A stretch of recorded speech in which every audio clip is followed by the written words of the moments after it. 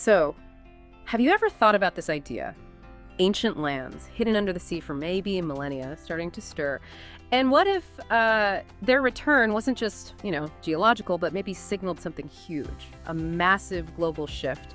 Today, we're doing a really fascinating deep dive. We're looking at excerpts from this text, The Resurgence of Mu, A New Earth Dawns. And our mission really is to unpack the pretty incredible claims in these writings. We're talking about a huge movement under the Pacific Ocean, the re-emergence of an ancient land, Mu, and what that could mean for Earth and, well, for all of us. It's important as we get into this to remember we're exploring the ideas as presented in the text. We want to guide you through what this source is asserting is a monumental shift, letting you consider it from this perspective. Exactly. And what's really striking about this source is how it views this whole thing. It's described as a complete realignment of the four elements, fire, water, earth, air. And that suggests it's much more than just physical changes. It points to a really deep systemic shift, a fundamental recalibration, you could say, of the planet's essence, according to this viewpoint. Okay, right. So let's dig into that. The source jumps right in, saying a colossal movement is underway in the heart of the vast Pacific Ocean. It talks about something grand emerging, almost like the ancient land of Mu, which the text actually claims came before the last eras of Lemuria, starting to, well, literally resurface, all happening under the silent waves. But how? How does the text say this actually begins? Well, building on that idea of the elements shifting, the source points to the awakening of these massive crystalline structures under the ocean. We're talking crystal pyramids, apparently dormant for ages, hidden under sediment. And these structures, the text describes them as being aligned in sacred geometric patterns. They're guarding these pure energy portals, which are supposedly opening up now. Each of the 12 pyramids is described as vibrating. And these vibrations, they resonate across oceans, seas, continents. It's like a planetary tuning fork almost. A planetary tuning fork. Wow. And one of the really remarkable claims is that what was hidden is now breaking the veil that separates worlds and realities. So what does that mean according to this text?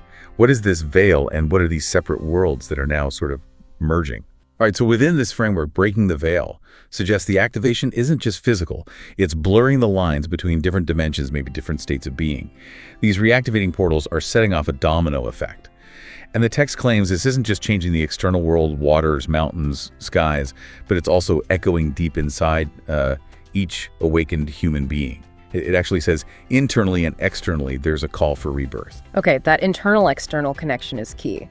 So what's at the very heart of this whole transformation then, according to the text? It describes a crystal, one of immense power, right at the center of this sacred complex. It calls it the white, golden, illuminated sun crystal. Long dormant, apparently, but now fully activated. And that activation is described as incredibly profound. It's said to connect directly to the star Sirius.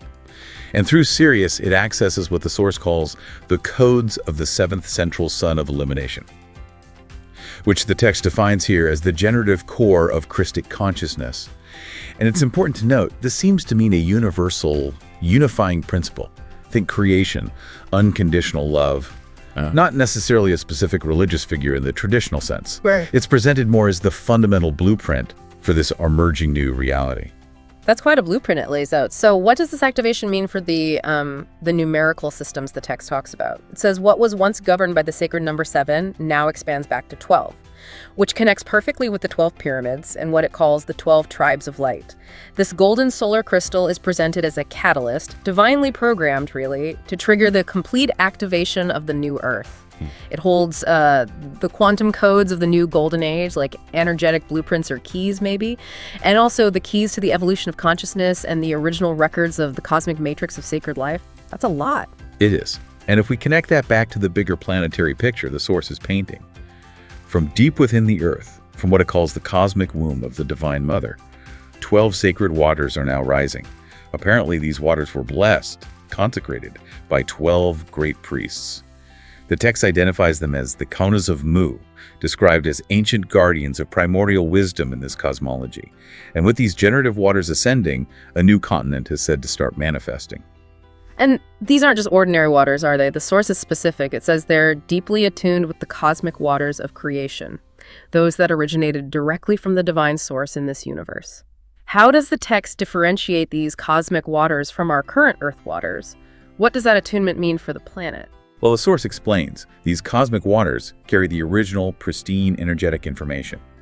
Unlike Earth's current waters, which it implies have been, let's say, affected by the human journey. So these newly rising waters are now interconnecting with all the waters on Earth, rivers, lakes, seas, oceans, even underground sources. And this integration, this profound mixing, is awakening what the text calls a new liquid consciousness. It's opening pathways for life to be reborn at a higher frequency. The sacred memory of water itself is being restored, supposedly, carrying the original codes of paradise, purity, and unity. And it's not just the earth.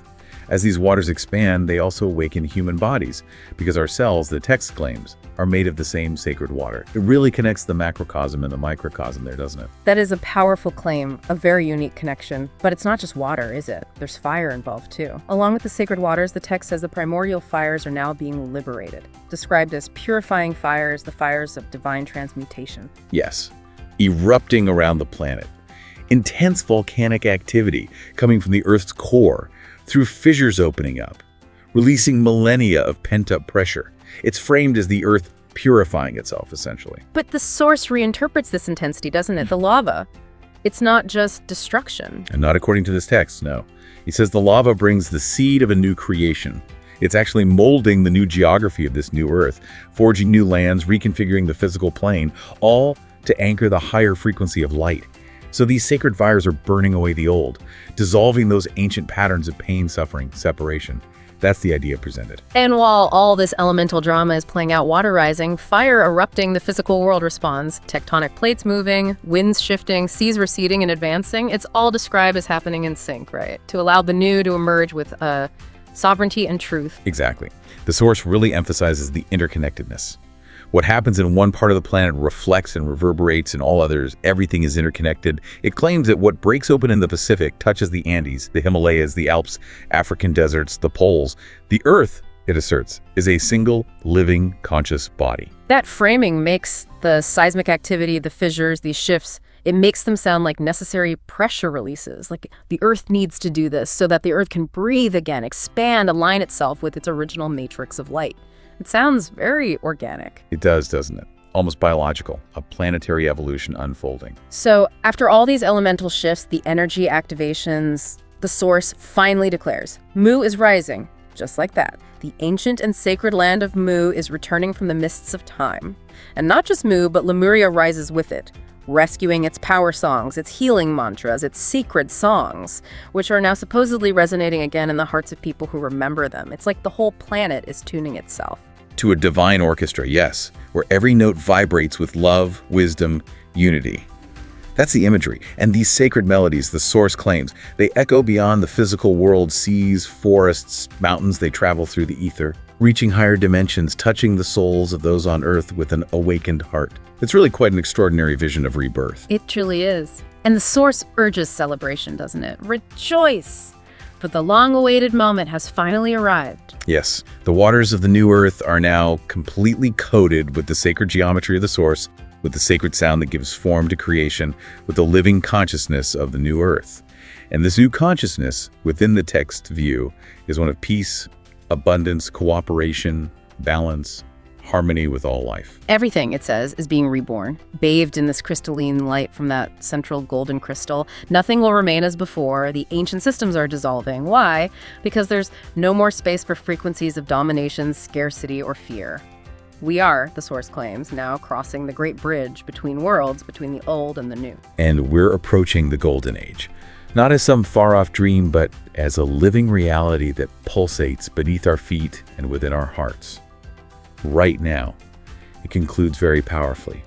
Celebrate, for the Earth is ascending. Celebrate, for Mu awakens. Celebrate, for the new Earth already begins to make its presence felt. Wow. Okay, so just to quickly recap this incredible deep dive, we've explored how this text, the Resurgence of Mu, paints a picture of global transformation.